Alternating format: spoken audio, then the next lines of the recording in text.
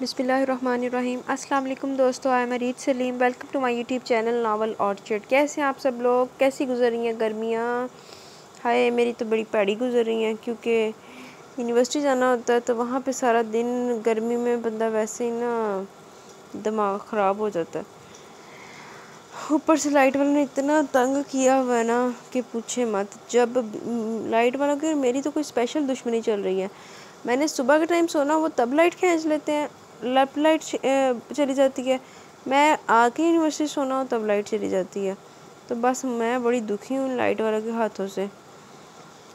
तो खैर, आप लोगों की कैसी गर्मियाँ गुजर रही हैं? तो जैसे कि आप सबको पता है कि हम लोग पढ़ रहे थे, कल हमने स्टार्ट किया था नावल हम भी चाहत निभाएंगे, रिटन बाय फरजाना मुगल।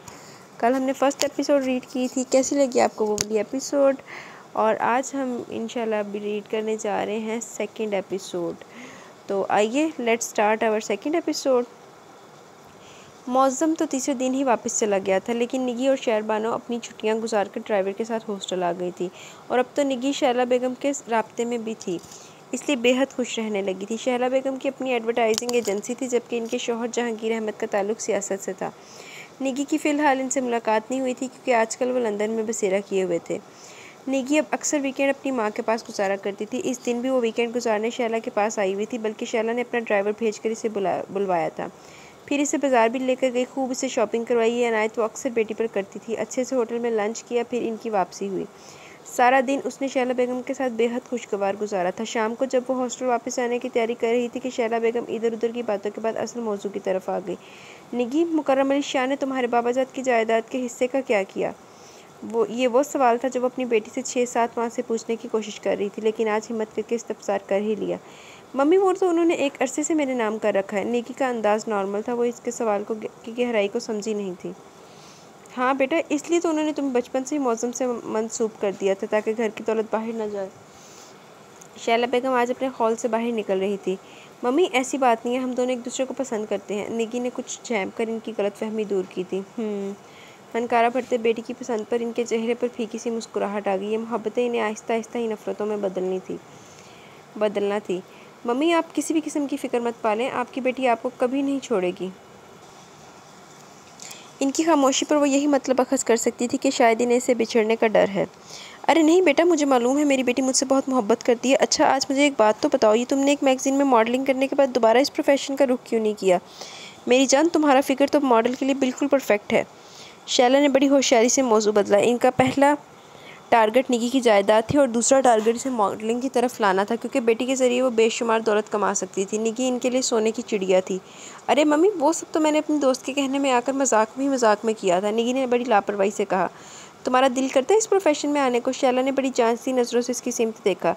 दिल तो बहुत करता है मम्मी, वो हिचकिचाई थी।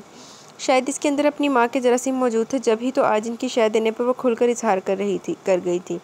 दिल करता है तो क्यों नहीं आ जाती हो इस फील्ड में? गो कि इन्हें इसकी हिचकिचाहट के पस मंज़र का कुछ अंदाज़ा तो था, लेकिन वो फिर भी तहैयर भरे लहजे में इस्तफसार कर रही थी।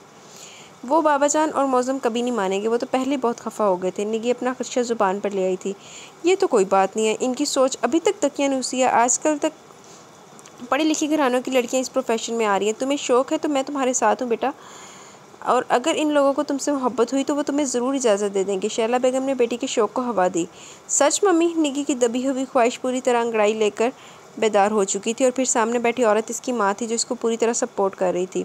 हाँ बेटा, तुम्हारी मम्मी तुम्हें रातों रात शहर की बुलंदियों पर पहुँचा सकती है। वह निगी को भरपूर हौसला दे रही थी और अपनी फतह पर बेहद खुश थी। लेकिन वो बाबा जान और मौज़म, फिर मम्मी, उन्होंने तो आपको इस फील्ड को खैरबाद करने के बाद भी नहीं बख्शा। निगी ने अपना खदशा फिर जाहिर कर दिया। मेरी बात छोड़ो निगी, तुम इनका खून हो, और फिर मौज़म अगर तुमसे वाकई सच्ची मोहब्बत करता है तो वो ज़रूर तुम्हारी ख्वाहिश का एहतराम करेगा। शैला बेगम इसे आहिस्ता आहिस्ता शीशे में उतार रही थी। वो अपनों के ख़िलाफ़ इसे एकदम नहीं भड़का सकती थी, क्योंकि बीच में बेटी की मोहब्बत थी। पहले वो इसमें दरार डालना चाहती थी, और फिर इन दोनों की मोहब्बत में दरार पड़ जाएगी तो मामला आसान हो जाएगा, और फिर वो बड़ी आसानी से इस दौलत तक पहुँच जाएंगी जो निगी के नाम थी। मम्मी, आप ठीक कह रही हैं, अब इन लोगों की मोहब्बत का पता लग जाएगा। पहले तो मैंने मॉडलिंग वाले टॉपिक पर इन लोगों से ज़िद ही नहीं की, अब ज़रा मैं अपनी मनवा कर देखती हूँ। वैसे मैं अक्सर इनसे अपनी बात मनवा लेती हूँ। निगी पुरसोच अंदाज में गोया हुई। माँ की सपोर्ट इस वक्त इसे बहुत बड़ी नेमत महसूस हो रही थी। फिर ठीक है बेटा, मैं लंदन से आ जाऊँ तब तक तुम्हारा आखिरी सेमेस्टर भी हो जाएगा, फिर तुम्हारा काम शुरू करवा दूँगी। लेकिन फ़िलहाल तुम इस बात का जिक्र किसी से ना करना, जब काम शुरू करोगी फिर सबको बताना। शैला बेगम ने तनबीह करते हुए इसे घर वालों का इशारा दिया। ओके मम्मी, लेकिन आपको तो वहाँ 4-5 माह लग जाएंगे। निगी शैला बेगम के प्रोग्राम से आगाह थी। परसों इनकी फ़्लाइट थी, वो जहांगीर अहमद के पास जा रही थी। हाँ बेटा, ये भी मजबूरी है।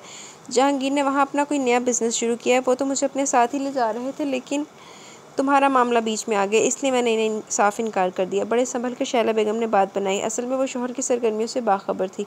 वो तो फ़िलहाल वहाँ से आने का नाम नहीं ले रहे थे। शैला बेगम बेटी को हकीकत बताने से कासिर थी, इसलिए इन्हें खुद लेने जा रही थी। निगी इनकी पूरी बात सुनकर अस्पात में सर हिलाकर रह गई। जहांगीर अहमद से इसका भी गायबाना तारुफ हो चुका था। फिर वो खुद गाड़ी में निगी को हॉस्टल छोड़ने आई थी। हॉस्टल के गेट से बाहर निकलने वाले मौज़म को देखकर निगी बुरी तरह चौंक गई। मम्मी, ये मौज़म है। उसने शैला बेगम को हॉस्टल के गेट की सिमत मुतवज्जा करते हुए इत्तला दी। शैला बेगम ने हंकारा भरते बगौर मौज़म की सिमत देखा। ब्लू पैंट पर ब्लू और वाइट चेक की शर्ट में मलबूस वो बेहद जाज़बे नज़र लग रहा था। शैला बेगम ने दिल ही दिल में इसकी वजाहत का एतराफ़ किया। वो दोनों माँ बेटी अभी तक अपनी गाड़ी में ही मौजूद थी और कुछ फासले पर अपनी गाड़ी की सिमत बढ़ते हुए मौज़म की नज़र इनकी गाड़ी की सिमत उठी थी। शहरबानों से इसे इत्तला मिल चुकी थी कि सुबह से वो अपनी माँ के घर गई हुई बड़े ख़राब मूड से अंदर से निकला था। इसी असना में वो दोनों माँ बेटी अपनी गाड़ी से निकलकर इसने नज़दीक आ खड़ी हुई थी। मौज़म, ये मम्मी है। इसके तेवर देखकर निगी ने फ़ौरन तेवर तारुफ करवाया था। इन्हें कैसे भूल सकते हैं हम। मौज़म का लहजा बेहद तलख था। अपनी कार का लॉक खोलते उसने शैला बेगम पर एक कड़ी नज़र डाली थी। बेटा, मुझे आपसे कोई शिकवा नहीं है, आप नहीं, आपके बड़ों की ज़ुबान बोल रही है। शैला को अंदर ही अंदर तप चढ़ी थी, लेकिन बज़ाहिर बड़ी नरमी दिखाई। अच्छा निगी बेटा, मैं चलती हूँ। इससे पहले कि मौज़मी ने कोई और जवाब देता, वो फ़ौरन अपनी गाड़ी की सिमत बढ़ी थी। मौज़म, तुमने मम्मी के साथ अच्छा बिहेव नहीं किया। शैला बेगम की कार के जाने के बाद निगी इसकी तरफ मतवज्जा हुई। इसे मौज़म का अंदाज़ बेहद नागवार गुजरा था। मैंने तुम्हारी माँ की शान में कोई गुस्ताखी नहीं की। मौज़म दरवाज़ा खोलकर ड्राइविंग सीट पर बैठते हुए झल्ला उठा। ऐसे तो मैं तुम्हें जाने नहीं दूंगी। निगी ने भी इस पर चढ़ाई कर डाली। वो भी दूसरी सिमत से आकर दरवाज़ा खोलकर फ्रंट सीट पर विराजमान हो गई। उतरो फ़ौरन, तुम्हारे पास मेरे लिए वक्त नहीं है। मेरा ही दिमाग ख़राब है, तुम्हारे पीछे ख्वार हो रहा हूँ। मौज़म निगी को फाड़ खाने को दौड़ा। मौज़म को इस पर बेहद गुस्सा था। यह हरकत इसने पहली बार नहीं की थी, बल्कि इस माह तो हर वीकेंड पर इसने शैला बेगम के घर में गुजारा था। वो जैसे कुछ बदलती हुई नजर आई। माँ के मिल जाने से वो फिर पहले जैसी दिखाई देने लगी थी। मैं गाड़ी से नहीं उतरूँगी, अगर हिम्मत है तो उतार दो। उसके गुस्से से निगी ज़रा भी मरूब नहीं हुई थी। मुझे सिर्फ इतना बता दो कि हर वीकेंड अपनी मम्मी के पास गुजारने की तुमने कोई मन्नत मांग रखी है। इसे घूरकर मौज़म ने कार स्टार्ट कर दी। मौज़म, मैंने उम्र का एक बड़ा हिस्सा तुम लोगों के साथ गुजारा है। अब अगर मैं थोड़ा सा वक्त अपनी मम्मी को दे दूँगी तो इसमें क्या हर्ज है। वो यकलख ढीली पड़ गई। आखिर मौज़म का गुस्सा भी तो ठंडा करना था। अपनी जल्दबाजी का उसे फ़ौरन एहसास हुआ था। अच्छा ये बताओ, वीकेंड पर मोबाइल भी अपनी मम्मी की हिदायत पर ऑफ रखती हो। ड्राइविंग करते विंड स्क्रीन पर नज़रें जमाए वो गोया जिरा पर उतर आया था। इसका इरादा अब लॉन्ग ड्राइव का था। नहीं, ऐसी कोई बात नहीं, असल में आज मेरा मोबाइल चार्ज नहीं था। निगी ने अब झूठ का सहारा दिया। चलो फिर देख लेंगे, लेकिन आज मुझे एक सवाल का जवाब दो कि तुम्हारी ज़िंदगी में मेरी क्या अहमियत है। मौज़म के लहजे में गुस्सा ख़त्म हो चुका था, लेकिन वो बेहद संजीदा नज़र आ रहा था। मौज़म, मेरे लिए इस मोहब्बत को इम्तिहान ना बनाओ। मैं भी तुम्हें इसी शिद्दत से चाहती हूँ जिस शिद्दत से तुम मुझे चाहते हो। न जाने क्यों इसकी आंखें भर आई थी। वो बेसाख्ता ही इसके शाने पर सर रख कर रोने लगी। ए निगी, ये क्या कर रही हो। इसके तराशीदा सिल्की बाल इस वक्त मौज़म के शाने से होते हुए सीने को छू रहे थे। इनसे उठने वाली इम्पोर्टेड शैम्पू की खुशबू और इस पर सवा निगी के बदन की खुशबू एक मशहूर कुन हसार था। मौज़म को ड्राइविंग करना मुश्किल हो गया। उसने सड़क के एक किनारे गाड़ी रोक दी और सच शुक्र था कि यहाँ ट्रैफिक भी इक्का दुक्का ही नज़र आ रही थी। शायद वो लोग आबादी से कहीं दूर निकल आए थे। हाँ, मुझे यकीन नहीं आ रहा ये वही निगी है जो हर वक्त मुझसे लापरवाह और बेनियाज रहती है। मौज़म तो इसके इतने से इजहार पर सब कुछ भुलाकर सरशार सा हो गया। इसे निगी का ये रूप बेहद अनोखा लगा। फिर मैं तुम्हें कैसे मनाती। निगी ने भीगी भीगी पलकें उठाकर शिकवा किया। कौन काफिर है जो इस अदा पर न मर जाए। निगी, तुम आज ज़रूर मुझे पागल कर दोगी। वो बेहद खुश नज़र आ रहा था। एसपी साहब, बने बनाई पागल शख्स को मैं पागल नहीं बना सकती। इसके शाने से सर उठाते वो शरारत से मुस्कुराई। हाँ, पागल हूँ सिर्फ तुम्हारी मोहब्बत में। मौज़म भी पहली बार निगी के सामने खुल कर आया था। चलें आजमाएंगे। निगी ने खुशगवार मूड में मानी खेस बात की थी। आजमा लेना, वादा। उसने निगी के सामने अपनी शफाफ मजबूत हथेली फैला दी। अपनी बात पर कायम रहना। निगी ने भी अपना नाजुक गुलाबी सा हाथ इसकी हथेली पर रख दिया था। बस निगी, जब से तुम्हारी मम्मी तुम्हें मिली है मुझे एक धड़का सा लगा रहता है। हुंकारा भरते मौज़म ने इसका हाथ मोहब्बतों की शिद्दत से दबाते हुए अपना खदशा जाहिर कर दिया था। मेरी मम्मी बहुत अच्छी है मौज़म। वो खुद इसकी माँ के टॉपिक पर आ गया था और अब इसे अपनी माँ के लिए राह हमवार करनी थी। इसने निगी का हाथ छोड़कर दोबारा कार स्टार्ट की। इसकी माँ से शैला बेगम की तारीफ़ें बगौर सुन रहा था। काश मैं तुम्हें हकीकत बता सकता निगी। फिर बड़े खुशगवार मूड में मौज़म ने इसे हॉस्टल के गेट पर उतारा था। मौज़म साहब तो इन्ने च फ्लैट हो गए। चंगी होनी फिर मौज़म ना। अच्छा, गुज़रते दिनों में निगी और शहरबानो के आखिरी सेमेस्टर भी हो गए। छुट्टियां कुछ ज़्यादा हुई थी, इसलिए वो दोनों घर आ गई। शहला बेगम अगर पाकिस्तान में होती तो इस बार निकी का इरादा माँ के पास छुट्टियां गुजारने का था। खैर, फ़ोन पर इसका शहला बेगम से रब्ता हमस कायम था। इनकी छुट्टियों को 2 ही दिन गुजरे थे। सैयद मुकर्रम अली शाह भी इस बार घर में ही मौजूद थे। इन दोनों के आने से घर में रौनक सी हो गई थी। हालांकि निगी और शहरबानो की गैर मौजूदगी में शाहिदा बेगम और इनकी दोनों बहुएं भी तकरीबन रोज़ ही ज़ेबुनिसा के पास चक्कर लगाती थी। क्योंकि इनका घर भी करीब ही था, इसलिए ज़ेबुनिसा को तन्हाई का ज़्यादा एहसास नहीं होता। फिर इन्हीं दिनों अचानक ही हैदराबाद से ज़ेबुनिसा की खालाजाद बहन ज़रीना बेगम अपने शौहर सादत अली शाह के साथ पहुंच गई। इनके आने का मकसद अपने बेटे हमाद अली शाह के लिए शहरबानो का प्रपोज़ल था। ज़ेबुनिसा और सैयद मुकर्रम अली शाह को इस रिश्ते में कोई ख़राबी नज़र नहीं आई। एक तो रिश्तेदारी भी थी, ख़ानदान भी इनका हम पल्ला था, और दूसरा हमाद अली शाह भी इनका देखा भाला था। वो अपना बिज़नेस संभालता था। ज़ेबुनिसा और मुकर्रम अली शाह शहरबानो के लिए भी किसी ऐसे घर की तवक्का रखते थे। इस रिश्ते पर वो बहुत खुश थे। मौज़म से भी फ़ोन पर मशवरा किया गया, इसे भी शहरबानो के लिए रिश्ता बेहतरीन लगा। ज़ेबुनिसा ने शहरबानो की रजामंदी चाही तो कुछ देर के लिए तो वह खामोश हो गई। अजीब तजब्ज़ुब का शिकार थी। दिल में एक दर्द सा उठा था, लेकिन दिमाग ने सरजनिश की तो इकरार में सर झुका दिया। आखिर वो इनकार भी किस बलबूते पर कर सी। इसके पास कोई जवाब नहीं था। मंगनी की रस्म हो गई और शादी इसकी तालीम मुकम्मल होने के बाद तय पाई थी। यानी अब निकी और शहरबानो की शादी 1 साल बाद इकट्ठे होना थी। शहरबानो के सास ससुर बहुत अच्छी तबीयत के मालिक थे। खैर, इनको तो होश संभालते शहरबानो ने इस घर में आते जाते देखा था, लेकिन हमाद अली शाह को इसने इस घर में तो नहीं देखा। हाँ, ख़ानदानी तकरीबात में ज़रूर देखा था। वो एक बेहद संजीदा और रिजर्व रहने वाला शख्स था। मंगनी के दूसरे दिन इसके ससुराली हैदराबाद रवाना हो गए और वो दोनों भी 15 दिन की छुट्टियां गुजार कर अपने हॉस्टल आ गई थी। इस दौरान मौज़म नवाबशाह नहीं आया था। इनकी फाइनल ईयर की क्लासेस शुरू हो गई थी। प्रीवियस में भी इन दोनों के अच्छे मार्क्स आए थे। शहरबानो ने किताबों में पनाह ढूंढ ली, लेकिन जो तब्दीली इसकी ज़िंदगी में आ चुकी थी इसे वो किसी कीमत पर फरामोश नहीं कर सकती थी। भरी दुनिया में जी नहीं लगता, जाने चीज़ की कमी है अभी। मंगनी के बाद मंगनी के बाद शहरबानो के जज्बात कुछ इस शेर की अक्कासी कर रहे थे, लेकिन वो एक हकीकत पसंद लड़की थी। हमाद अली शाह इसकी ज़िंदगी में आ चुका था। ये बात वो अपने जहन में बिठा चुकी थी। गो कि इनकी मंगनी को 2 माह का अरसा गुजर गया था, लेकिन हमाद अली शाह और इसके दरमियान कोई राब्ता नहीं हुआ था। इसने मर्द होकर पहल नहीं की तो वो तो फिर मशरकी औरत थी। कम अज़ कम इसमें हिम्मत नहीं थी कि वो पहल करती। इस दिन भी वो नोट्स मुकम्मल करके सोने की तैयारी कर रही थी और रात के 11:30 का अमल था जब निगी ने अपने रूम में कदम रखे। वो घंटे भर से अपनी दोस्त के कमरे में थी। मैं समझी तुम सो चुकी होगी, निगी ने इसे जागते देखकर कहा था। वो कुछ नोट्स मुकम्मल कर रही थी। मैं शहरबानो अपना तकिया दुरुस्त करते गोया हुई। अरे शहरबानो, ये तुम्हारे हमाद साहब कभी फ़ोन भी करते हैं या नहीं? निगी को यकलख्त इस बात का ध्यान आया। इसने बात अधूरी छोड़कर शरीर नज़रों से शहरबानो की सिमत देखा। नहीं। शहरबानो इसकी बात का मतलब समझ गई थी, इसलिए बगैर किसी तरद्दुद के जवाब दिया। तो हमाद अली शाह मंगनी करवा के खामोश होकर बैठ गए हैं। वैसे क्या तुम करती हो फ़ोन वगैरह? निगी का अंदाज़ अब मानी खेज था। मुझे क्या ज़रूरत है, जब वो मर्द होकर इतने रिजर्व हैं तो मैं तो फिर एक लड़की हूँ। वो बात इसके दिल में थी, वो इसकी ज़ुबान पर भी आ गई थी। बिल्कुल ठीक कर रही हो तुम। इन मर्दों को ज़्यादा मुँह नहीं लगाना चाहिए। अब देख लो, तुम्हारे शाह जी मेरे बगैर सांस भी नहीं लेते। निगी ने बात बदलते अपनी खूबी बताकर एक कहका लगाया। असल में आजकल लंदन से फ़ोन के ज़रिए भी शैला बेगम बेटी की ब्रेन वॉशिंग कर रही थी। ये इसका नतीजा था जो निगी ऐसी बातें कर रही थी। शहरबानो को इसकी बात और अंदाज एक आंख नहीं भाया। वो बस इसे देखती रह गई। इनके फाइनल ईयर का दूसरा सेमेस्टर ख़त्म हुआ जब शैला बेगम जहांगीर अहमद के साथ पाकिस्तान पहुँच गई। जहांगीर अहमद ने तो निकी को देखते ही प्रिंसेस का नाम दे दिया, जिस पर निकी तो बहुत खुश हुई, जबकि शैला बेगम दिल ही दिल में जल गई। वो शौहर की इन आदतों से आजिज़ थी, लेकिन मजबूरी थी कि वो इन्हें कुछ कह नहीं सकती थी। शैला बेगम की आमद पर निकी फिर पुरानी रविश पर चल पड़ी, बल्कि आजकल तो इसकी सरगर्मियाँ कुछ पुरअसरार किस्म की हो गई थी। वो अपनी पढ़ाई को टाइम देने की बजाय माँ को टाइम दे रही थी। शहरबानो सब देख रही थी, लेकिन वो इस्तफसार करने का हक़ नहीं रखती थी, लेकिन इसे तजस्सुस ज़रूर था। और फिर ज़्यादा दिन नहीं गुजरे थे कि इसका तजस्सुस टीवी पर चलते एक कमर्शियल इश्तिहार ने ख़त्म कर दिया। टीवी स्क्रीन पर वो इंतहाई हसीन लग रही थी। चंद लम्हों के लिए तो शहरबानो भी दंग रह गई। इसके एक ही कमर्शियल ने पूरी यूनिवर्सिटी में धूम मचा दी थी। खुदा जाने अब घर वालों का क्या हाल होगा। शहरबानो की नज़रों के सामने मुकर्रम अली शाह और मौज़म के चेहरे घूम गए थे। तुमने बताया नहीं निकी, सब कुछ चुपके चुपके ही करती चली गई। इस दिन मौका मिलते ही शहरबानो ने हल्का सा शिकवा कर डाला। मैंने सबको सरप्राइज़ दिया। तुम बताओ कैसा लगा मेरा कमर्शियल? निकी बेहद खुश थी। बहुत अच्छा, शहरबानो ने मुख्तसर कहा। अब वो इसे ये तो नहीं कह सकती थी कि तुमने फिर घर वालों को दुख देने का सामान पैदा कर दिया है। इसका कमर्शियल चलते 2 ही दिन गुजरे थे कि मौज़म हॉस्टल पहुंच गया। शाम का वक़्त था। निगी हस्बे मामूल शैला बेगम की तरफ गई हुई थी। पियन शहरबानो को मौज़म के आने की इत्तला देकर वापस चला गया। मौज़म अक्सर वीकेंड पर आने लगा था, लेकिन आज वीकेंड नहीं था। शहरबानो के दिल को किसी अनहोनी का शक हुआ।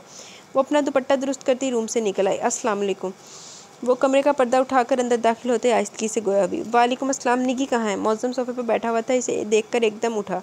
इसके चेहरे पर एक वाज़ह इज़्तिराब नज़र आ रहा था। वो तो अपनी मम्मी की तरफ गई हुई है। शहरबानो ने इसके इज़्तिराब को देखते एक बार फिर आहिस्तगी से जवाब दिया। वो इसके सवाल के पीछे छुपे मानी जान गई थी। तो माँ से मिलने के रंग तो वो हमें दिखा रही है, देखा तुमने इसे टीवी स्क्रीन पर? मौज़म ने दबे दबे गुस्से से हुनकारा भरते इससे सवाल कर डाला। जी। शहरबानो का जवाब मुख्तसर था, वो इससे ज़्यादा कुछ कह भी नहीं सकती थी। मैं जानता हूँ शहरबानो, तुम इसके पर्सनल मामलात में दखल अंदाजी नहीं कर सकती हो, लेकिन तुम इसकी सरगर्मियों से मुझे तो इन्फॉर्म कर सकती थी। हालांकि तुम्हारे पास मेरा सेल नंबर और घर का नंबर भी मौजूद है। मौज़म के लहजे में गुस्से के साथ शिकवा भी था। शाहजी, अगर आप मेरा यकीन करते हैं तो ये जान लीजिए कि मुझे भी 2 दिन पहले निकी की सरगर्मियों के बारे में इल्म हुआ है, और अगर मुझे पहले मालूम हो जाता तो मैं आपको ज़रूर इन्फॉर्म करती। शहरबानो मतानत भरे अंदाज में कहते हुए शर्मिंदा सी हो गई। सॉरी, मुझे तुमसे ये सवाल नहीं करना चाहिए था। मौज़म को फ़ौरन एहसास हुआ कि वो ख्वामखा इसे मोदर इल्ज़ाम ठहरा रहा है। अच्छा ये बताओ कि अपनी की वापसी कब तक होगी? मौज़म ने कुछ सोचते हुए इसकी जानिब देखा। अक्सर रात के खाने के बाद ही निकी आती है, कभी इसकी मम्मी खुद छोड़ने आती है, कभी ड्राइवर के साथ आती है। शहरबानो ने तफसील से बताया। अब तो वह भी शैला बेगम से हॉस्टल में मिल चुकी थी। बाबा जान और अम्मी जान भी इसे टीवी स्क्रीन पर देख चुके हैं। वो लोग इस कदर परेशान हैं कि मैं तुम्हें बता नहीं सकता। मौज़म के चेहरे से परेशानी मुतरश्शे थी।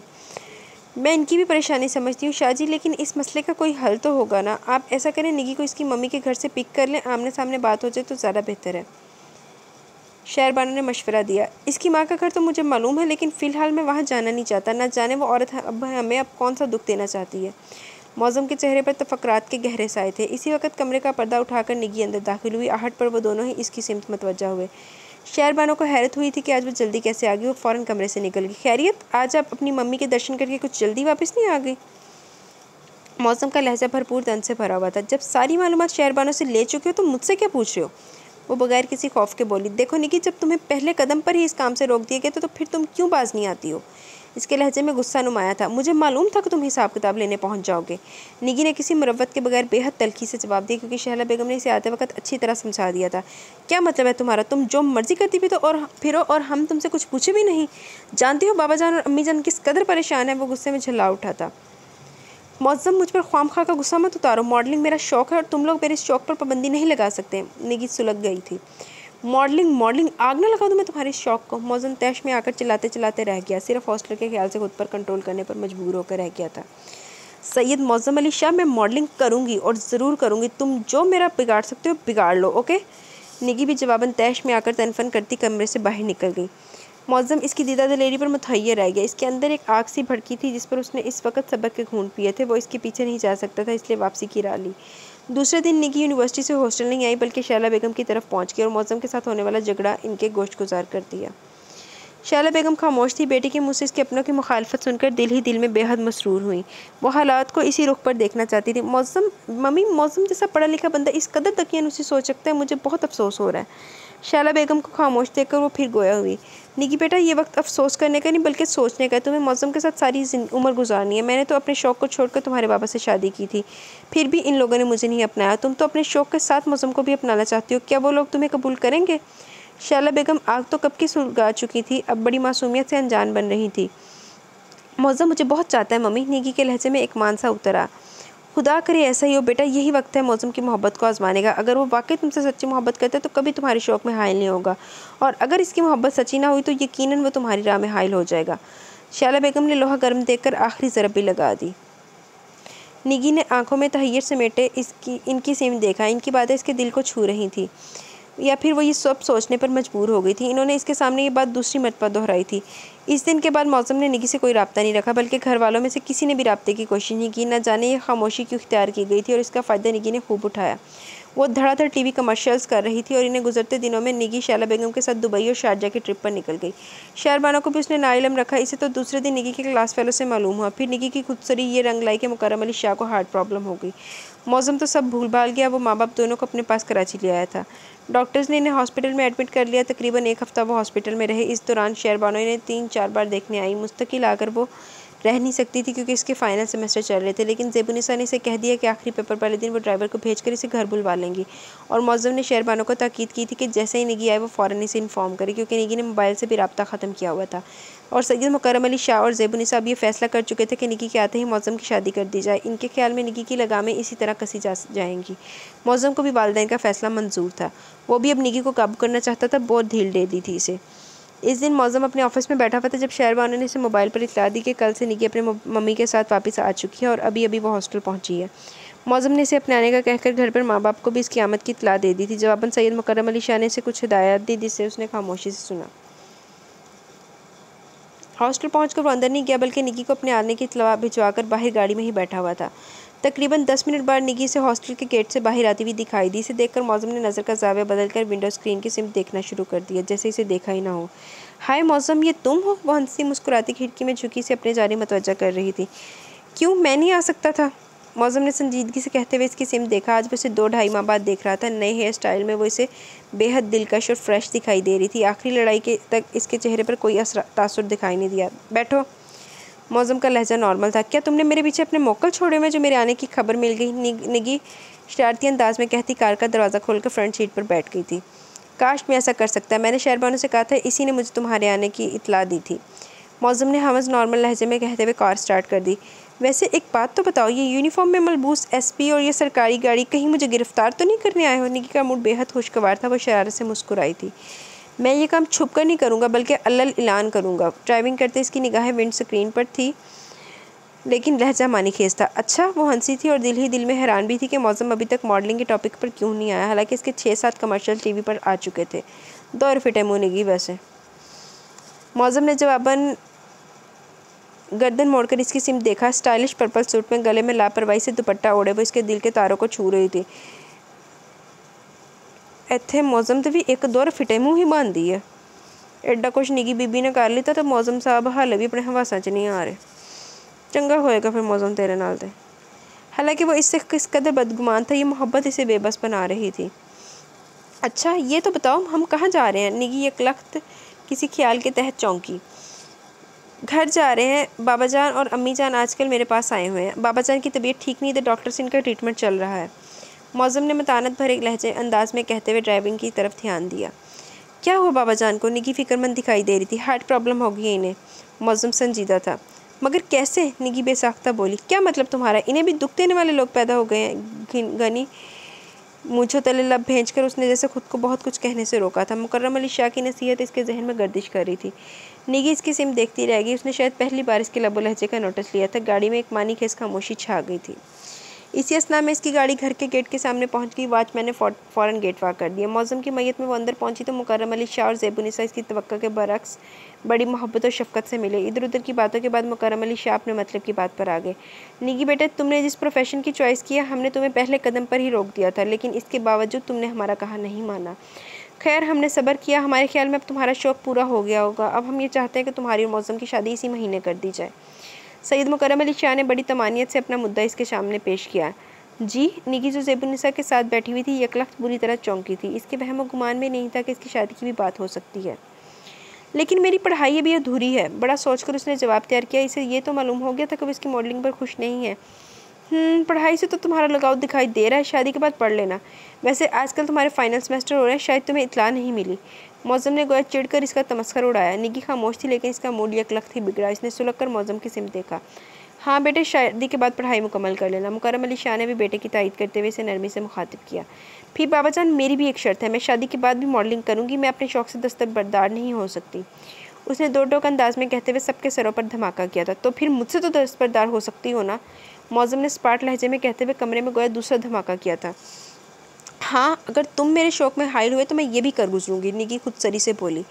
निगी, मौज़म, ये तुम दोनों कौन सी बहस ले बैठे हो? तुम्हारे बड़े मौजूद हैं फैसला करने के लिए। सैयद मुकर्रम अली शाह ने मुदाखलत करते दोनों को सख्ती से टोका था। मैंने कुछ गलत नहीं कहा बाबा जान। निगी हमस खुद सरी वाले अंदाज में थी। हमारी नरमी का तुम नाजायज़ फ़ायदा उठा रही हो। पूरे ख़ानदान में तुमने हमें मशहूर कर दिया। अब और क्या चाहती हो? हमें नहीं मालूम था कि हमारा अपना ही खून हमें दुख देना शुरू कर देगा। बहुत अफसोस हो रहा है हमें। मुकर्रम अली शाह बेहद बरहम नज़र आ रहे थे। अपना खून ही गंदा निकले। अच्छा, बाबा जान ये आप क्या कह रहे हैं? कौन से दुख मैंने आप लोगों को दिए हैं? कौन से नाजायज़ काम मुझसे हो गए हैं जो आपने आसमान सर पर उठाया? अरे एक मेरे ज़रा से शौक़ को आप अपना का मसला बना रहे हैं। आप लोगों ने मेरी माँ के साथ भी ऐसा ही सलूक किया। इन्होंने अपना शौक़ छोड़कर इस घर को अपना बनाया।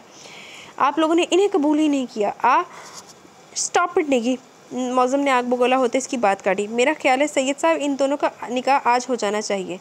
ज़ेबुन्निसा ने काफ़ी देर खामोश रहने के बाद शोहर को मशवरा दिया। निकी के रंग ढंग इन्हें बेहद दुख दे रहे थे। ये वो लड़की थी जिसे इन्होंने कभी माँ की कमी महसूस नहीं होने दी थी और आज वो इनके सामने बेगानी बनी खड़ी थी। आप बिल्कुल ठीक कह रही हैं। मुकर्रम अली शाह भी यही सोच रहे थे। निकाह, मेरी मम्मी बिल्कुल ठीक कहती हैं। इस दौलत की खातिर ही तो आपने मुझे मौज़म के साथ मंसूब कर रखा है। मेरी शादी बाहर होगी तो आपकी दौलत भी बाहर जाएगी। वो फनकारती हुई सोफ़े से उठ खड़ी हुई। मेरी बात आप लोग कान खोल कर सुन लें। मुझे मौज़म से शादी नहीं करनी और मेहरबानी फरमाकर मेरी प्रॉपर्टी के कागजात मुझे दे दें। मुझे अब आप लोगों के साथ नहीं रहना। मैं हमेशा के लिए अपनी मम्मी के पास जाना चाहती हूँ। आज निकी बिल्कुल अपनी माँ के रंग में ढल गई थी। शैला बेगम जो 1-1.5 साल से इसकी ब्रेन वॉशिंग कर रही थी, इसका रिजल्ट अगर वो अपनी आंखों से देख लेती तो शायद शादी में की कैफियत में मुब्तला हो जाती। बहुत खूब। मौज़म हनकारा भरते हुए सिंगल सोफ़े से उठकर निकी के सामने आ खड़ा हुआ और इसकी आंखों में एक कहर सा नज़र आ रहा था। निकी ज़रा भी मरूब नहीं हुई थी। इसने भी नागवारी से इसकी सिमत देखा था। अगर शहला बेगम ने तुम्हारे जहन में कोई खन्नास भर दिया तो इसे बाहर निकाल दो नगीना अकबर अली शाह। मौज़म ने खुरदले लहजे में कहते हुए खून आशाम निगाहों से इसे देखा और फिर बड़ी फुर्ती से इसकी कलाई गिरफ्त में लेते हुए खींच कर किसी कमरे की सिमत बढ़ा। वो शोर मचाती मज़म्मत करती रह गई। इस सारे अमल के दौरान मुकर्रम अली शाह और ज़ेबुन्निसा खामोश तमाशाई बने हुए थे। वो निकी को किसी कमरे में बंद करके गुस्से में भड़कता हुआ वापस लाउंज में आकर सोफ़े पर ढह गया। फिर इस मसले के खड़े होने के तकरीबन 1 घंटे बाद ही शैला बेगम के फ़ोन मुकर्रम अली शाह के लिए आना शुरू हो गए। निकी के पास अपना सेल फ़ोन था। इसने सारी रोदात माँ को रो रो कर सुनाई। दोपहर रात में ढल गई। शैला बेगम के कई फ़ोन आ चुके थे। इनका एक ही मुतालबा था कि मेरी बेटी को शराफत से छोड़ दो, लेकिन मुकर्रम अली शाह ने भी इन्हें साफ कह दिया कि वो हमारी औलाद है, हमने इसे संभाल लिया है। लेकिन रात 1 बजे तक शायद शैला बेगम के सब्र का पैमाना लबरेज हो चुका था। इस वक्त भी इन्हीं का फ़ोन था। इनका फ़ोन मुकर्रम अली शाह खुद अटेंड कर रहे थे। मौज़म को फ़ोन नहीं उठाने दे रहे थे। हेलो। CLI पर नंबर देखकर उन्होंने रिसीवर उठा लिया। मुकर्रम अली शाह, मैं आखिरी बार कह रही हूँ, मेरी बेटी मेरे हवाले कर दो वरना नतीजे के ज़िम्मेदार आप होंगे।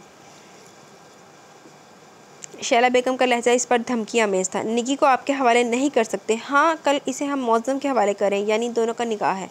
इत्तला तो आपको निकी से मिल गई होगी। हम सिर्फ याद दहानी करवा रहे हैं, लिहाजा आप सुकून से बैठ जाओ और हमें धमकियाँ मत दें। मुकर्रम अली शाह ने दरश्त लहजे में इनकी तबीयत साफ़ कर दी थी। मुकर्रम अली शाह, मुझे आप अच्छी तरह जानते हैं, मैं धमकियाँ नहीं देती बल्कि इस पर अमल भी करती हूँ। और हाँ, निकी के निकाह करने की भूल में मत कीजिएगा, या हो सकता है कि निकाह की नौबत ही ना आए। मुबहम से अंदाज में कहते हुए शैला बेगम ने फ़ोन रख दिया। अब आप कुछ नहीं कर सकती शैला बेगम। मुकर्रम अली शाह ने गुस्से में बड़बड़ाते रिसीवर क्रेडल पर पटक दिया।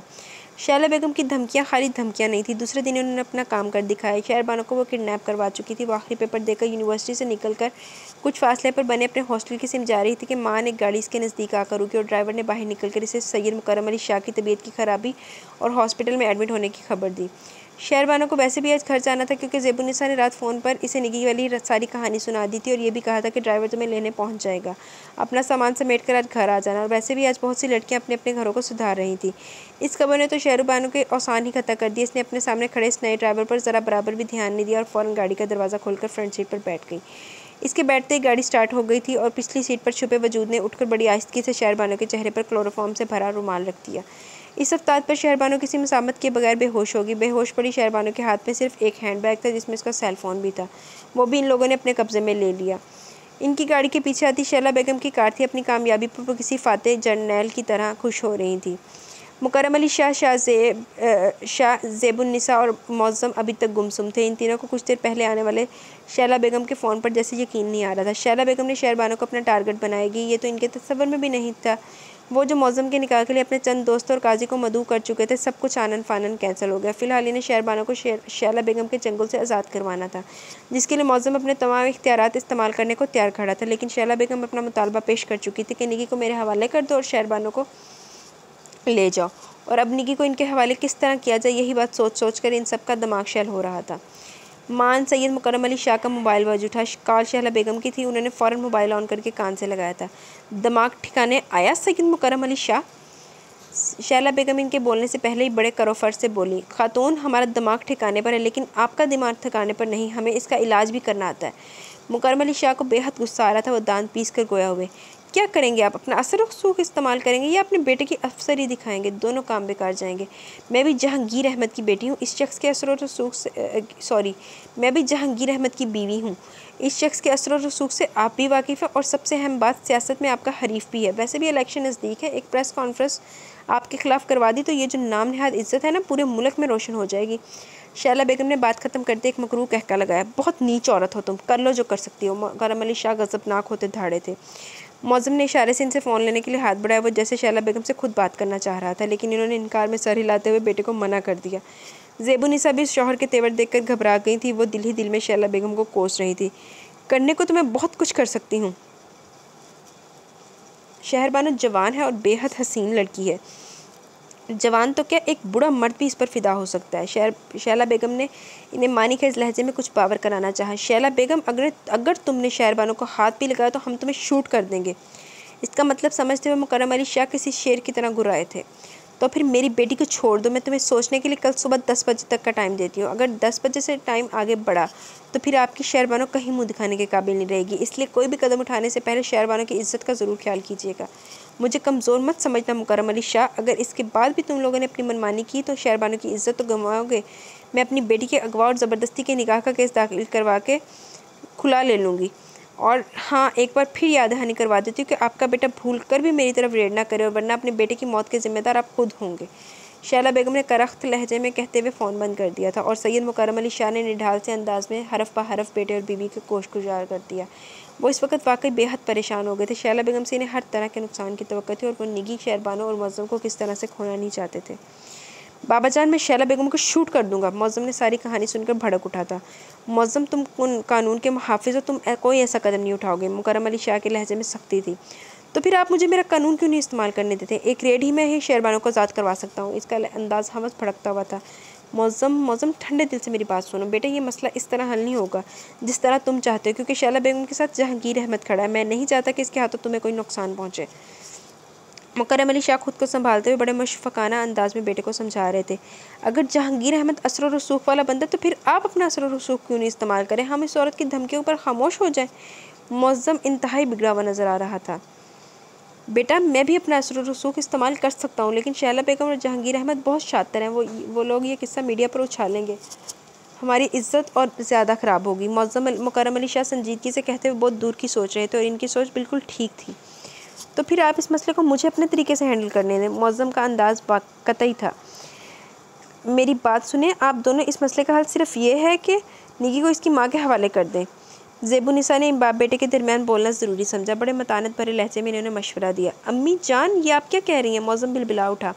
तो और क्या कहूँ मौज़म बेटा, ना तो मैं तुम्हें खो सकती हूँ, ना इस यतीम बच्ची को। क्या कसूर था इसका जो वो हमारा भुगतान भुगत रही है? ज़ेबुनिसा तासुब से गोया हुई। मौज़म ने कोई जवाब नहीं दिया, बल्कि एक तहय्युर से इनकी सिमत देखा। वाकई इस वक्त ज़मीन ने मलामत की थी कि शहरबानो का क्या कसूर है, वो ख्वामखा इन दोनों के दरमियान पिस रही है। मुकर्रम अली शाह भी बीवी की बात सुनकर चौंके थे। शायद इनके दिल को भी लगी थी, लेकिन वो खामोश थे। देखो मौज़म, शहरबानो बिन माँ बाप की बच्ची, खुदा न ख्वास्ता इसके साथ कोई ऊंच नीच होगी तो हम किसी को मुँह दिखाने के काबिल नहीं रहेंगे। ज़ेबुनिसा इसे नसीहत करते हुए बहुत कुछ समझाने की कोशिश कर रही थी। तो इसका मतलब मैं निगी से दस्तबरदार हो जाऊँ? मौज़म बड़ी बेयकीनी से इनसे इस्तफसार कर रहा था। बेटा, जब निगी ने सारे रिश्ते भुला दिए तो वो तुम्हें कबूल करने को तैयार नहीं, तो तुम बाप बेटे इसके पीछे क्यों लगे हो? आखिर निकाह के बाद भी तो शैला बेगम खुला के लिए तैयार बैठी हैं। इसमें निगी की मर्ज़ी शामिल है, तो वो इस हद तक आगे बढ़ी हैं। जाओ एक बार फिर निगी से पूछ लो, शायद तुम्हारे लिए कोई रास्ता निकले। लेकिन नहीं, शैला बेगम इसके अंदर इस कदर जहर भर चुकी हैं कि वो हमें भूल गई है।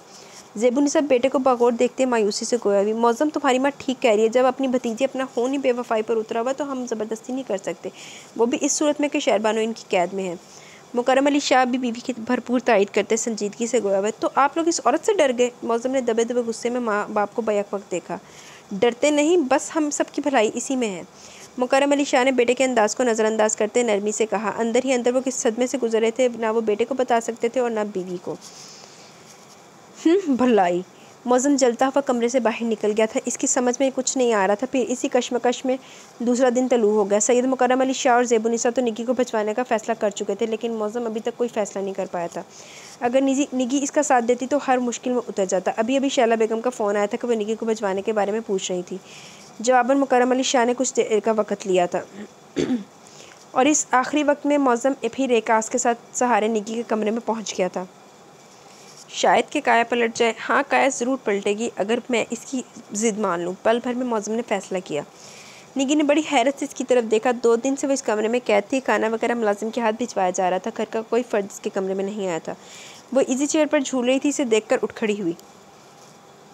देखो निकी, तुम मुझे बेहद अजीज़ हो। तुम मॉडलिंग का प्रोफेशन नहीं छोड़ना चाहती? ठीक है, मुझे तुम्हारी ज़िद मंजूर है। रहेगी बाबा जान तो इन्हें मैं मना लूँगा। अब तो तुम्हें शादी पर एतराज़ नहीं होगा। सच्ची मोहब्बत, सच्ची लगन बाज़ औक़ात इंसान को किस कदर मजबूर कर देती है, ये कोई इस वक्त मौज़म से पूछता।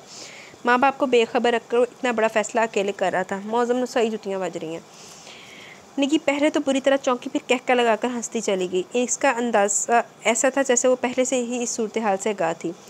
मौज़म ने जवाबन निकी की हंसी को बड़ी उलझन से देखा था। वजने एंड तो निकी भी छितर ही है, फिर इन्हें माफ़िया मांगते फिरना। अच्छा जी, सैयद मौज़म अली शाह, मेरी दौलत मेरी प्रॉपर्टी की खातिर तुम लोग अपने मर्तबे से इस हद तक नीचे आ जाओगे, मुझे तो बिल्कुल यकीन नहीं था। लेकिन मेरी मम्मी ने मुझे पहले से आगाह कर दिया था। कहाँ गई तुम्हारी नाम नहाद इज़्ज़त, तुम्हारा वक़ार जो मेरे मॉडलिंग करने से ख़राब हो रहा था? वो इस्तेहज़ाइया अंदाज में कहते हुए इसके सामने आ खड़ी हुई। निगी, ये तुम कह रही हो?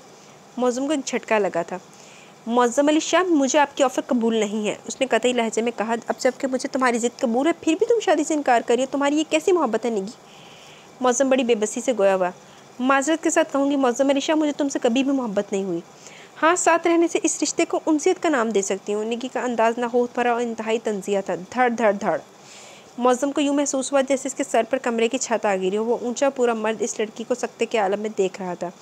इसे अपनी समातों पर यकीन नहीं आ रहा था। ये थी इसकी मोहब्बत जिसे उसने टूट कर चाहा था। क्या नाम ले रही थी वो आज इसकी मोहब्बत को? सिर्फ उनसियत। क्या वाकई तुम्हें मुझसे मोहब्बत नहीं है? मौज़म ने खुद को संभालते बमुश्किल इस्तफसार किया। नहीं, और अगर तुम लोग मेरे साथ ज़बरदस्ती करोगे तो मैं निकाह के बाद खुला ले लूँगी। बेहतर यही है कि मुझे मेरी मम्मी के पास जाने दो। शहरबानो इधर पहुँच जाएगी और हाँ, मेरी प्रॉपर्टी के कागजात ज़रूर मुझे दे देना, वरना इसके लिए मुझे कोर्ट से रजू करना पड़ेगा। ख्वामखा फिर तुम लोगों की इज्जत ख़राब होगी। निकी अजनबियत से भरपूर कठोरपन की इंतहा पर खड़ी थी। मौज़म के बाद जैसे कुछ कहने को बचा ही नहीं था। धुआं धुआं होते चेहरे समेत वो यकलख्त पलटा और कमरे से बाहर निकल गया। इसने माँ बाप को भी नहीं बताया कि इस पर क्या गुजरी, और फिर निकी अपनी जायदाद के कागजात लेकर हमेशा के लिए इस घर की दहलीज पार कर गई। जाते समय घर का कोई फ़र्द इसके सामने नहीं आया। भर के घर के मुलाजिम ने इसके कागजात की फ़ाइल थमाई। निकी को जाते ही शैला बेगम का ड्राइवर शहरबानो को भी छोड़ गया। लेकिन शहरबानो की हालत तो बेहद ख़राब हो रही थी। खौफ और दहशत ने इसका 2 दिन में ही खून न छोड़ दिया था। वो ज़ेबुनिसा के गले लगकर बड़ी शिद्दत से रोने लगी। शहरबानो बेटी, हमें माफ़ कर देना, ये अज़ाब तुम पर हमारी वजह से मुसल्लत हुआ था। मुकर्रम अली शाह ने नादिम होते बड़ी शफ़क़त से इसके सर पर हाथ फेरा। वो बड़े दिल बर्दाश्त से नज़र आ रहे थे, जबकि मौज़म इसकी आमद का सुनकर इधर उधर हो गया था। एक तो वो अभी तक निकी के सदमे से बाहर नहीं निकला था, और ऊपर से वो इस वक्त शहरबानो का भी मारी शर्मिंदगी का सामना नहीं कर सकता था। इधर मुकर्रम अली शाह शहरबानो को तो तसल्ली दे गए, लेकिन 2 दिन से वो निकी की वजह से जिस अज़ियत और ज़हनी कश्मकश में मुब्तला थे, वो अपना रंग दिखा गई। पहले तो सिर्फ इन्हें अंजाइना की तकलीफ़ थी, लेकिन इसे हार्ट अटैक हो गया। इन्हें फ़ौरन हॉस्पिटलाइज़ करना पड़ा। इन सबको निकी का गम तो भूल गया। फ़िलहाल तो वो मुकर्रम अली शाह की फ़िक्र में लग गए। फिर इन्हें सेहतियाब होने में तकरीबन 1 माह लग गया। डॉक्टर्स ने इन्हें कुछ दिन और रेस्ट करने के लिए कहा। वो डिस्चार्ज होकर घर तो आ गए थे, लेकिन अब वो मौसम के पास नहीं ठहरे, बल्कि अपने आबाई घर नवाबशाह आ गए। ज़ेबुनिसा और शहरबानो भी इनके साथ आ गई थी, बल्कि मौज़म खुद इन लोगों को छोड़ने आया। 1 दिन ठहरने के बाद वो वापस अपनी जॉब पर आ गया। निकी का गम तो अब इसकी रगों में खून के साथ शामिल हो गया था, लेकिन वो गम की तस्वीर नहीं बन सकता था, क्योंकि ये उसकी मर्दानगी को ज़ेब नहीं देता था। टीवी चैनल सर्चिंग करते जहांगीर अहमद बड़े रिलैक्स अंदाज में नरम दबेज सोफ़े पर तकरीबन धंसे हुए थे। आज से पहले वो घर में बहुत कम नज़र आते थे, लेकिन जिस दिन से निकी इस घर में मुस्तकिल आई थी, इनकी रूटीन कुछ ऐसी ही हो गई थी। वक्त पे वक्त घर पर आना। मां लाउंज के दरवाजे से वो दोनों माँ बेटी अंदर दाखिल होती नज़र आई। Hello princess. जहांगीर अहमद ने निकी को इसी नाम से पुकारा जो इन्होंने इसे पहले दिन दिया था। इस वक्त वो जीन्स पर इंतहाई मुख्तसर सी स्लीवलेस शर्ट में मलबूस थी। शलवार कमीज़ और दुपट्टे वाला लिबास वो भूल चुकी थी। शैला बेगम ने इसे बिल्कुल अपने रंग में रंग लिया था। जहांगीर अहमद ने इसके सरापे को बड़ी गहरी नज़रों से देखा। Hi uncle. वो बड़े खुशगवार मूड में थी। इन्हें जवाब दे दी चेयर पर विराजमान हो गई।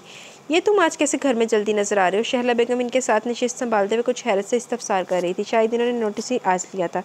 डियर, हम तो अब अक्सर घर ही नज़र आते हैं। आप ही की नज़र वीक हो गई है। चैनल सर्चिंग करते रिमोट किसी एक चैनल पर रुक गया। इनका लहजा बेतासुर था। निकी, जाओ तुम लंच के बाद थोड़ा रेस्ट करो। शाम को हमें मिसेस रज़ा के यहाँ पार्टी में जाना है। शैला बेगम ने इनकी बात को नज़रअंदाज करते से यकीन दहानी करवाई। याद दहानी करवाई। लो भी प्रिंसेस, तुम्हारे बाबाजान बड़े दिनों बाद असम्बली के इजलास में नज़र आ रहे हैं। मान जहांगीर अहमद ने निगी को मुखातिब करते इसकी तवज्जो टीवी स्क्रीन की जानिब मबजूल करवाई।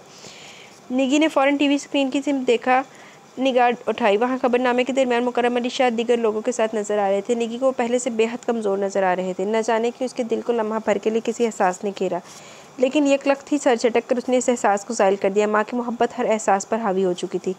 निगी को अब इन लोगों से कोई रिश्ता नहीं है, क्यों दिखा रहे हो तुम इसे ये सब? बुढ़े ने अपनी बीमारी का ड्रामा करके दिखा तो दिया कि मेरी ये हालत निगी की गम में हुई।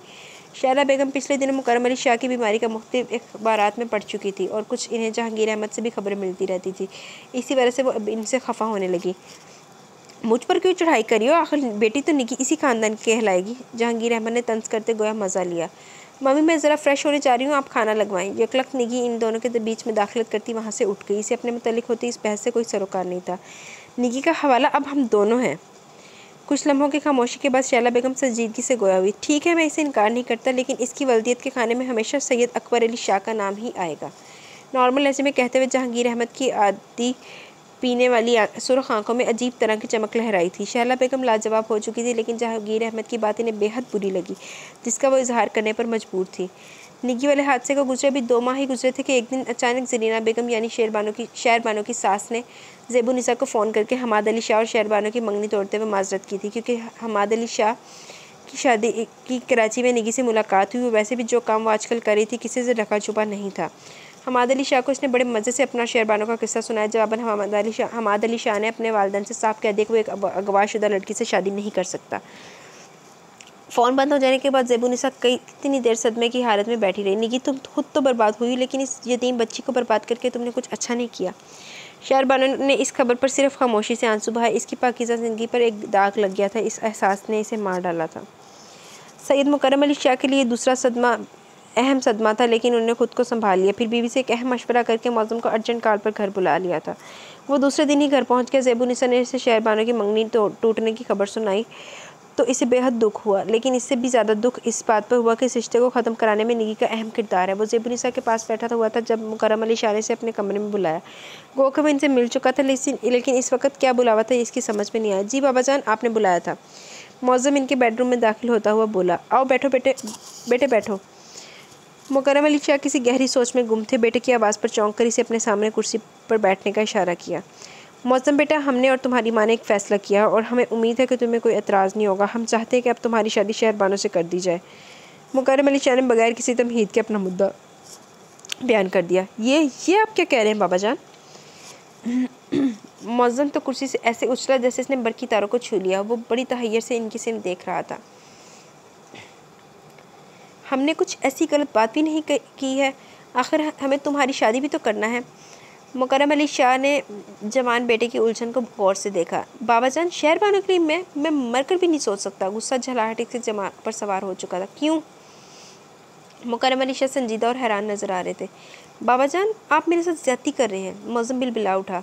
और जो ज़्यादती हमारी वजह से शहरबानो के साथ हुई, इसे तुम क्या कहोगे? वो गोया जिरा पर उतर आए। तो बाबाजान, इस ज़्यादती का ज़ाला आप मेरी सूरत में तो ना करें। आप कहीं भी इसका रिश्ता तय कर सकते हैं। बज़ाहिर वो इसके सामने मुअद्दब नज़र आ रहा था, लेकिन अंदर ही अंदर तप रहा था। देखो मौज़म, मुझे सब नज़र आ रहा है। अपने ख़ानदान में तो अब इसका रिश्ता कहीं नहीं तय नहीं हो सकता, क्योंकि हमाद के घर वालों ने बात अपने तक महदूद नहीं रखी, बल्कि पूरे ख़ानदान में फैला दी है। रह गए बाहर के लोग, तो वहाँ भी रिश्ते तय होने के या शादी होने के बाद शहरबानो की अगवा की बात फैल सकती है। मैं किसी से नहीं डरता, बस खौफ है कि सिर्फ खुदा की ज़ात का, कि कहीं इस बच्ची की बेहतरी करते करते इसे कहीं सी मुश्किल में ना फंसा दूँ। इन्होंने मौज़म को नसीहत भरा लेक्चर दिया। बाबाजान। मौज़म जज्बस होता खामोश हो गया तो इसका जी चाह रहा था कि अपने बाल नोच ले। हम फैसला कर चुके हैं मौज़म, और फिर शहरबानो की भी हम रजामंदी ले चुके हैं। बस इसी हफ्ते तुम दोनों की शादी है। इनका लहजा संजीदा और मजबूत था। लेकिन बाबाजान, मैं शादी नहीं कर सकता, मेरा भी ये आखिरी फैसला है। मौज़म के मुअद्दब लहजे में गुस्ताखी उतर आई। वो कुर्सी से उठ खड़ा हुआ। तो फिर ठीक है, ऐसी नाफरमान औलाद की हमें ज़रूरत नहीं। आज के बाद तुम हमें अपनी शक्ल मत दिखाना। उन्होंने इसकी ठटाई पर मुकर्रम अली शाह भी गुस्से में भड़क उठे। उन्होंने इसकी तरफ से रुख मोड़ लिया था। मौज़म भी बड़े गुस्से में इनके बेडरूम से बाहर निकला। वो सीधा लाउंज में आया, जहाँ ज़ेबुनिसा इस वक्त तन्हा बैठी हुई थी। बेटे के तेवर देखकर वो भांप चुकी थी कि अंदर बाप बेटे में कौन सी गुफ्तगू हुई है। अम्मी जान, ये आप लोग मेरे साथ कैसे जुल्म कर रहे हैं? मौज़म इनके सामने तनफन करता खड़ा हुआ था। इसमें बुराई क्या है? उन्होंने मौज़म के अंदाज़ को खाते में न लाते हुए इस्तफसार किया। हाँ, बुराई क्या है, ये भी आपने खूब कहा। एक अगवाशुदा लड़की को जब कोई कबूल नहीं करा तो आप लोग इसे मेरे सर मंड रहे हैं। इसका जब जवाब दे गया वो गोया चीख उठा था। आहिस्ता बोलो मौसम, तुम इस लड़की की पाकीज़गी पर शक कर रहे हो जिसकी परवरिश मेरे हाथों हुई है। वो अपनी इज्जत पर आँच देने आने से पहले अपनी जान दे सकती है। वो अगवा भी हमारी वजह से हुई। आइंदा कभी भूल कर भी ये बात अपनी ज़ुबान पर नहीं लाना, ज़ेबुन्निसा ने सख्ती से कहते हुए इसे बुरी तरह डांटा था।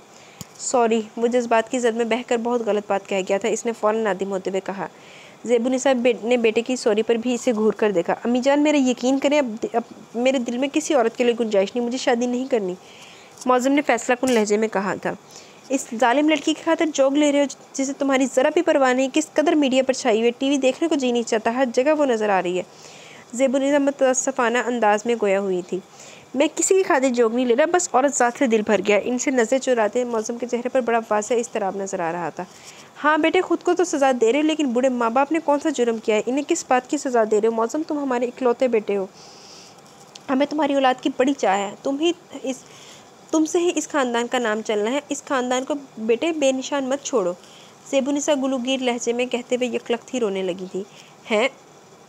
मौज़म तो इनके आंसू देखकर बुरी तरह शर्मिंदा हुआ। कुछ समझ में नहीं आया तो वहाँ से लंबे लंबे डगफरता बाहर निकल गया। वो शाम का निकला रात के घर में दाखिल हुआ था। ढेरों सोचे दिमाग पर हावी थी। अपने कमरे में जाते जाते वो रुक गया था क्योंकि शहरबानों के कमरे की लाइट भी जल रही थी। वो कुछ सोचकर इसके कमरे की तरफ आ गया और हल्की सी दस्तक दी। चंद लम्हों बाद ही दरवाज़ा खोल गया। अपने सामने खड़े मौज़म को देखकर शहरबानो बुरी तरह घबराई क्योंकि दोपहर से वो इससे छुप रही थी।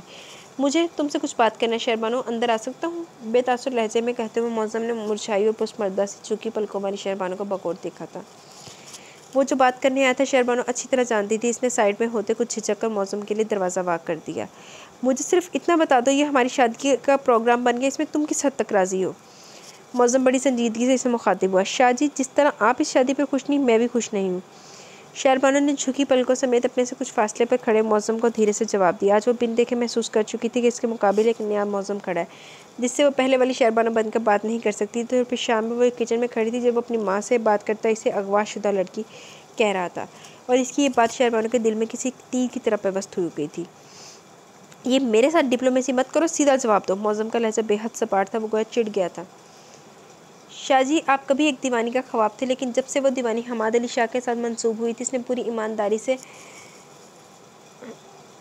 हमाद के ख्वाब देखने शुरू कर दिए। लेकिन वाह किस्मत, ये किस मंजिल पर ला खड़ा किया था।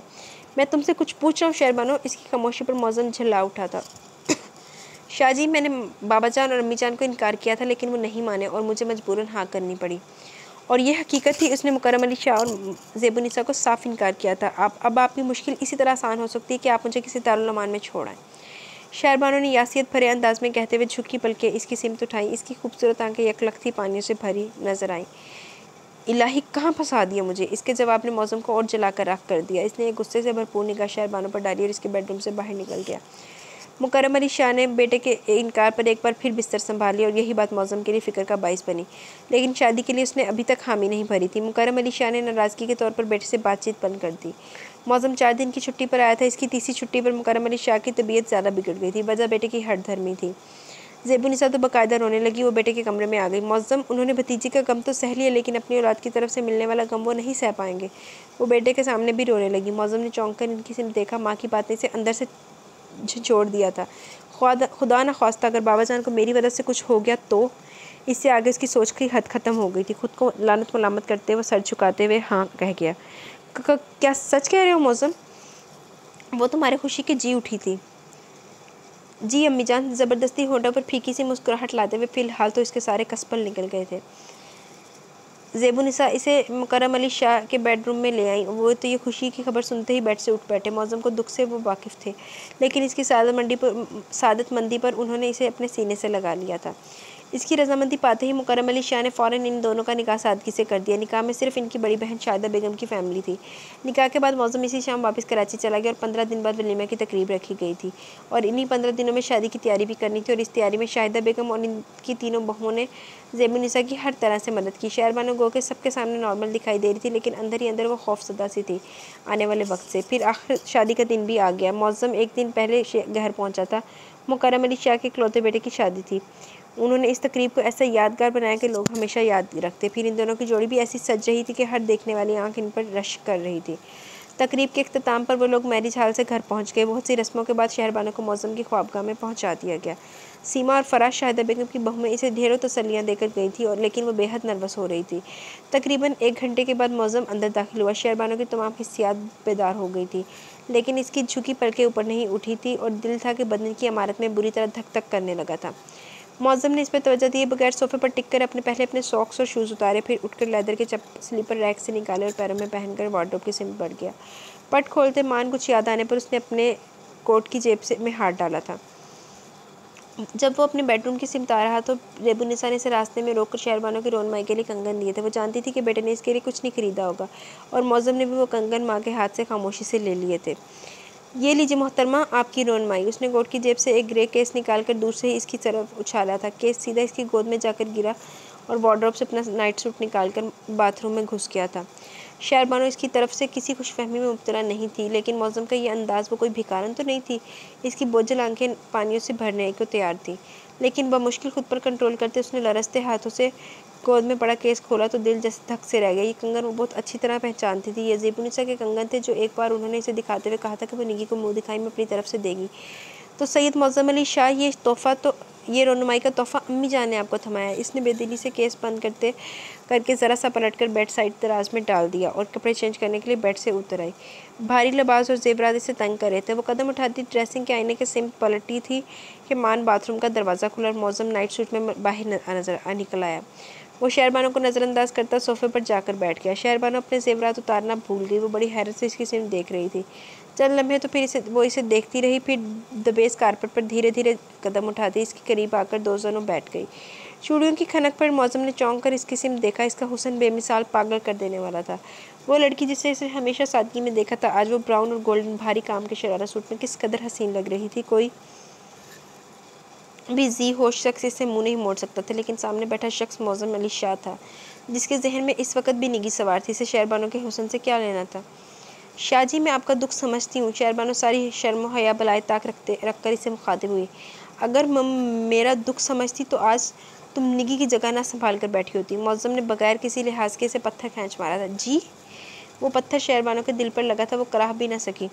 मैं सोच रहा हूँ शहरबानो, अगर तुम हमारी फैमिली का हिस्सा ना होती तो हालात चाहे कैसे भी होते, निगी को मैं अपनी ज़िंदगी में शामिल कर लेता, लेकिन सारी खराबी ही तुम्हारी वजह से हुई। ना तुम हमारे बीच आती, ना निगी मेरी ज़िंदगी से चाहती। मौज़म का लहजा बेहद सफाक था। शाह जी? तहय्युर भरे अंदाज में इसके होंठों में जंबिश हुई। वो कसूरवार इसे ठहरा रहा था। असल में शहरबानो, मेरे वालिदैन को नेकियां करने का बहुत शौक़ है। तुम्हें मेरे सर मंडकर उन्होंने अपनी ज़िंदगी की सबसे बड़ी नेकी की है। अपनी आखिरत तो संवार ली, लेकिन मुझे सारी ज़िंदगी के लिए जहन्नम रसीद कर दिया। और उफ़ भी ना करूँ, यानी जिस लड़की को मेरा दिल बीवी तस्लीम करने को तैयार नहीं है, इसे बीवी समझूँ और ऊपर से हुक्म मिले कि इसे बीवी का हक़ भी दूँ। है ना मेरी ज़िंदगी के साथ मजाक। वो जहरखुंद लहजे में होता अपने दिल का उबाल निकाल रहा था। शहरबानो तो कोई मिट्टी की मूरत नहीं थी जो इस पर कुछ असर ना होता। खुद पर ज़ब्त करती हुई इसके सामने से उठ गई। मौज़म से सामने तो उसने ज़ब्त के पहरे बैठाए हुए थे, लेकिन बाथरूम में मुँह धोते हुए पानी के साथ इसने ढेरों आंसू बहाए। अपना दिल हल्का करने के बाद वो 15 मिनट बाद बाथरूम से बाहर निकली थी। अब बेडरूम का माहौल अक्सर बदला हुआ था। फैंसी लाइट्स बंद थी, नाइट बल्ब चल रहा था। मौज़म आंखों पर एक बाजू रखे बेड पर दराज था। शहरबानो बेड के करीब आकर खड़ी हो गई। जिस तरह की उसने शहरबानो की इज्जत अफजाई की थी, इसे देखते हुए तो वो बेड पर सोने का तसव्वुर भी नहीं कर सकती थी। कुछ सोचकर शहरबानो अपना तकिया बेड से उठाने के लिए ज़रा सा झुकी थी। तकिया भी मौज़म के तकिए से मिला हुआ था। अब ये क्या ड्रामा करने लगी हो? मौज़म ने आंखों से बाजू हटाते फ़ौरन इसकी तलाई चूड़ियों वाली कलाई अपनी मजबूत गिरफ्त में लेते बगौर इसकी सिम देखा। कार्टन के गुलाबी सादे से सूट में मौज़म की हरकत पर बेहद नर्वस दिखाई दे रही थी। सुना नहीं मैं क्या कह रहा हूँ? मौज़म का अंदाज़ खुश्क था। इसकी निगाहें हवस से शहरबानो के सादा से रूप पर थी। आप मेरी वजह से डिस्टर्ब होंगे, मैं इधर सोफ़े पर सो जाऊँगी। इसका लहजा लरस रहा था। इसने मौज़म की गिरफ्त से अपनी कड़ाई छुड़ाने की सही की थी। इसे किसी मर्द ने पहली बार छुआ था। इसकी तो रगों में दौड़ता लहू मंजमद होने लगा था। एक बात बताऊँ, तुम्हें मेरे दिल में अब औरत की तमन्ना नहीं है, लेकिन जब जहाँ निकाह की फ़ॉर्मेलिटी पूरी हुई, वहाँ एक फ़ॉर्मेलिटी ये भी पूरी हो जाए तो कोई फ़र्क नहीं पड़ेगा। और फिर मैं ये भी नहीं चाहता कि सुबह उठकर तुम मेरे जुल्म की कहानी घर वालों को सुनाओ। मेरी कुर्बानी अलग रायगा जाएगी और अपने वालिदैन की नज़रों में मैं ख्वामखा मुजरिम ठहराया जाऊँगा, जो कि मैं नहीं चाहता। मौज़म ने अपने लफ्ज़ों की तेज़ धार का खंजर शहरबानो के सीने में उतार दिया था। फ़ॉर्मेलिटी? ज़ेर लब बड़बड़ाते हुए शहरबानो का दुख और सदमे से बुरा हाल था। इसकी ज़ात की इतनी हानत, इतनी ऐसी तौहीन जी चाह रहा था कि ज़मीन शक हो और वो इसमें समा जाए। यकलग थी वो किसी दरख्त की टूटी हुई डाल की तरह बेड पर ढह गई थी। ये थी इसकी शब ज़फ़ाफ़। वो करवट के बल सोने की कोशिश कर रहा था, लेकिन बेड के दूसरे कोने से लगी शहरबानो की हिचकियाँ से बुरी तरह डिस्टर्ब कर रही थी। शहरबानो प्लीज़ मुझे सोने दो, बहुत दिनों से मैं सुकून की नींद नहीं सोया हूँ। मौज़म ने करवट बदले बगैर खुरदरे लहजे में से पुकारा था। मौज़म ने ना छितर मारने में पड़ के जवाबन शहरबानो की सिसकियाँ और ज़्यादा तेज़ हो गई थी। चुप होती हुई उठकर तुम्हारा गला दबा दूँ। मौज़म का गला था, मैं दबानी। इसकी सिमत करवट बदलते वो तप उठा था। तो कर देंगे एहसान, आपकी जान भी छूट जाएगी। इसकी सिमत पुष्ट किए आंसू बहाते इसे भी शदीद गुस्सा आया था। अब तुम्हारी आवाज़ आई ना तो वाकई एहसान कर दूंगा। मौज़म फनकारता वह करवट बदलकर एक बार ही सोने की कोशिश करने लगा और थोड़ी देर बाद इसके हल्के हल्के खराटों की आवाज़ भी सुनाई देने लगी। लेकिन शहरबानो ने सारी रात बेआवाज़ आंसू बहाते गुजारी थी। जी तो गाइज़ यहाँ पे हमारी सेकंड एपिसोड अपने इख्तिताम को पहुँची। कैसी लगी आपको ये एपिसोड ज़रूर बताइएगा, और ये भी बताइएगा कि तुक्के लगाइएगा कि आगे क्या होगा। क्या निगी को एहसास होगा, निगी मुंह की जब खाएगी तो वापस आएगी, या कहीं अपना मुंह छुपा कर कहीं गायब हो जाएगी। क्या अंजाम होगा निगी का, और शहरबानो के सब्र का उसको अजर मिलेगा। मौज़म की दो अकल आएगी या इन्हें छितर खाने। और हाँ, आप निगी और मौज़म को दिल खोल के गालियाँ भी निकाल सकते हैं। इनकी जलालत का टाइम अब शुरू होता जाता है। मैं तो इन्होंने मेरा दिल करा हम दोनों को एक ही लाइन में खड़ा करके सीधा फैर मारूं और एक फैर से दोनों का काम ख़त्म कर दूं, मतलब मौज़म की पिस्टल से फैर मारूं। लेकिन खैर छटो, मैं क्यों अपने हाथ इनके ख़राब करूं, इनके खून से रंगूं। तो आप लोग ज़रूर बताइएगा कि क्या इनका होगा, अपने तुक्के लगाइएगा। इंशाल्लाह कल हम ये नावल अपना एंड कर लेंगे। तो मुझे तो लगा था कि टाइम लगेगा ज़्यादा पढ़ने में, लेकिन वो शुक्र है अल्लाह का जल्दी पढ़ा गया। तो इसके बाद वो रीडर ने जो फरमाइश की थी वो नावल पढ़ेंगे। तो वो मैंने पहले पढ़ा तो नहीं हुआ, लेकिन रीडर की फरमाइश पे पढ़ेंगे ना साथ साथ हम लोग। तो तब तक के लिए मुझे इजाज़त है, इंशाल्लाह मिलेंगे कल विद न्यू एपिसोड। तो अपना बहुत सारा ख्याल रखें, दुआओं में याद रखें, और अगर किसी ने चैनल को सब्सक्राइब नहीं किया हुआ तो चैनल को सब्सक्राइब कर लें और अपने फ्रेंड्स को भी शेयर करें। तो इंशाल्लाह मुलाकात होगी कल। तो दुआओं में याद रखें। अल्लाह हाफिज़।